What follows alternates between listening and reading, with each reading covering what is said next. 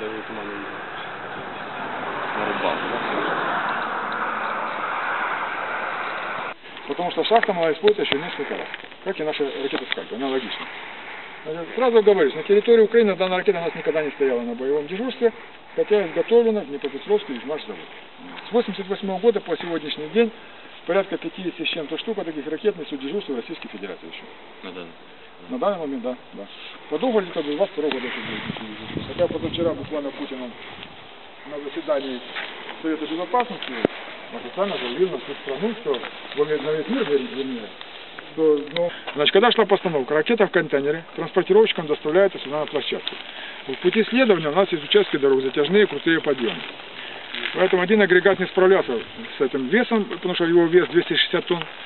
Был сзади предусмотрен вспомогательный агрегат МАЗ с этим вот прицепным устройством, получался как автопоезд-толкач, который помогал преодолевать вот эти подъемы. Значит, по прибытию на площадку он стыкуется вот с этим установщиком. Вот так вот примерно как он сейчас стоит, только должен был ближе к шахте стоять, там в земле специально железобетонные закладные. На гидроцилиндрах он вывешивается, горизонтируется, потом этот МАЗ отстыкуется, уезжает, открывается эта передняя фигурная часть, открываются две створки ворот, и эти два агрегата между собой стыкуются и производят так называемая бескрановая перегрузка по направляющим гидравлика, ракету перетаскивают в контейнере установщик. Потом эта вся конструкция, два гидрозамката мощных, поднимают на 90 градусов, и ракета опускается в шахту, закрепляется на систему амортизации. Аналогично, как и контейнер командного пункта. Система амортизации, как он, наверное, говорил коллега, да, предназначена защитить от вот этих больших землетрясений при ядерном взрыве. Они гасят эти колебания.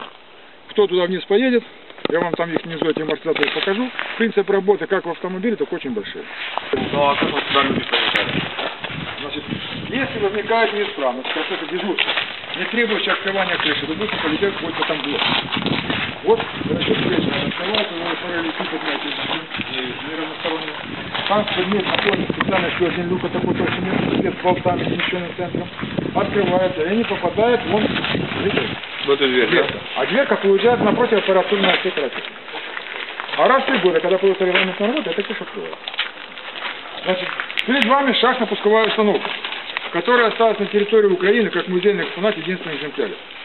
А их было на момент подписания договора в 1993 году в Первомайской Хмельницкой дивизии 176 штук. Вот таких вот сделали? Да, вот таких вот. Офигеть. Это еще мало, она в 70-х годах еще было больше. Луцкая дивизия, в Сумах подвижный комплекс был, пионерный комплекс. Просрали. Да. Как говорится, если бы мы были у меня на кухне за рюмкой чая, на эту тему мы и продискутировали, да? Значит, ракета сюда привозилась без головной части. После того, как вот, загрузили ее в шахту, приезжала воинская часть, РТБ, их называли головастики.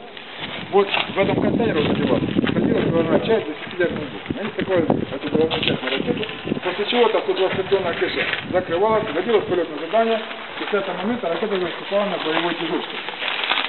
Каждая ракета имела свое индивидуальное полетное задание. Куда она полетит, это мы не знали, и нам это не нужно было знать. Задача этих офицеров, которые находились на командном пункте, вовремя нажать соответствующую кнопочку и провернуть стартовый ключ. Ракета находится 2-минутный автоматик пуска, то есть аппаратурный отсек работает, выделяется температура, плюс наша ракета была твердотопливная, требующая постоянного контроля по влажности. Был предусмотрен мини-холодильный центр на каждой пусковой установке. Вот там с той стороны воздуховоды, один подача воздуха, второй выброс отработанного воздуха. Там находится на глубине 3 метра бетонный компрессор, который здесь круглосуточно поддерживает определенную влажность и температуру постоянно. Раз в 3 года проводились регламентные работы. Это закрытие агрегата на точной станции открывается за 15-20 минут. Когда работает все, потом идет, разговаривать невозможно.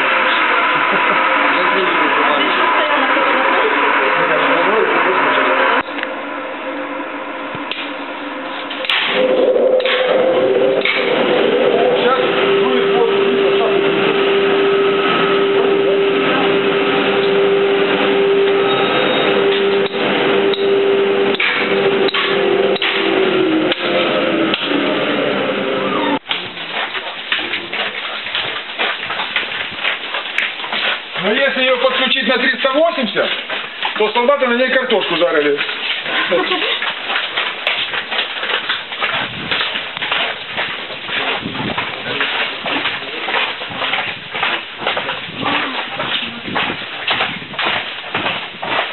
Вот эта датчик, который включала электропечь, РТшка. вот эти вот датчики, это пожарные? Да, это датчик задымления, сигнализация.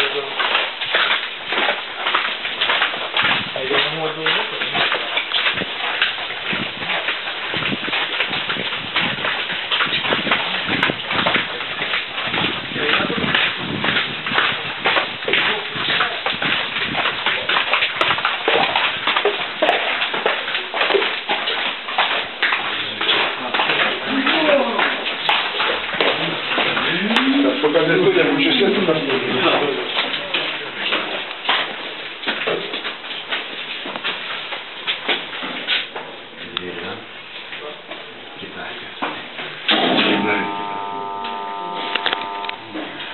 В шахту загружается контейнер.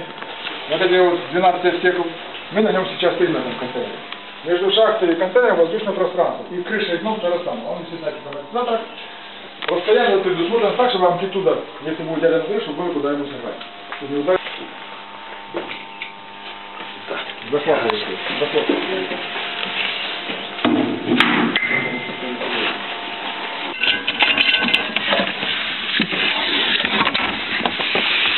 Что нажать? Вот эту кнопочку.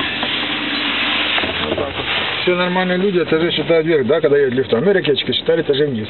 И чем глубже, тем лучше, так надежно.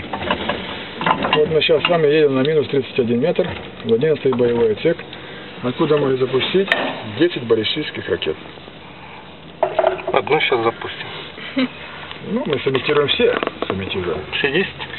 А что нам, слабо что ли? Как долго мы спускаемся? Ну, скорость у нас небольшая, 0,30 метров в секунду. У нас не скоростной лифт. Под режим полный план на пуске ракет, что там пришло с Москвы, какая команда. Шифр приходит для разблокировки аппаратуры. Вводятся коды, потому что здесь существовала порядка 70 секунд защиты. Разблокируется аппаратура, надо все делать быстро, оперативно. И вот эти манипуляции с ключами, и пошла команда на каждую пусковую установку. Загорается транспарант, пуск начался. Это означает, что крыша эти 120 тонн начинает отстреливаться. Загорается транспарант, пуск, и ракета согласно плану стартует. Загорается транспарант, пуск состоялся. Вот на этом боевая задача этих офицеров считается выполнена. Ничего они здесь и находились. Готовы к пуску? Да. Я даю отсчет. И по моей команде вы сейчас, мы предоставим это дело женщинам, нажимаете вот эти кнопочки. Нам жалко. 5, 4, 3, 2, 1, пуск. И вот так вот примерно могло быть связано. Вот боевой режим, полная, план на пуске пришел, шифр, ввели код, разблокировали, и пошла команда на каждую пусковую. И процесс пуска начался, он уже необратим, все. Ну, как Пуск начался, видите, пуск начался, крыша отстреливается. Пуск, и ракеты пошли. И пуск состоялся. То, для чего сюда приехали, слышали? Один раз нажать кнопочку и все. И сейчас поднимитесь на улицу, через 15 минут вам придет смс с Америки, доставки грузим. Да? Это шутка, конечно.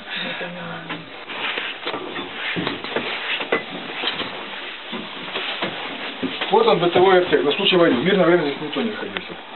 Только в военное время. В военное время 3 там и 3 здесь. Вот 3 полки для отдыха. Туалетная комната, один конвой в поезде. Минимум доск, унитаз, раковина для умывания. Бомбить Америку. Не подходит. Я вручную зарубаю.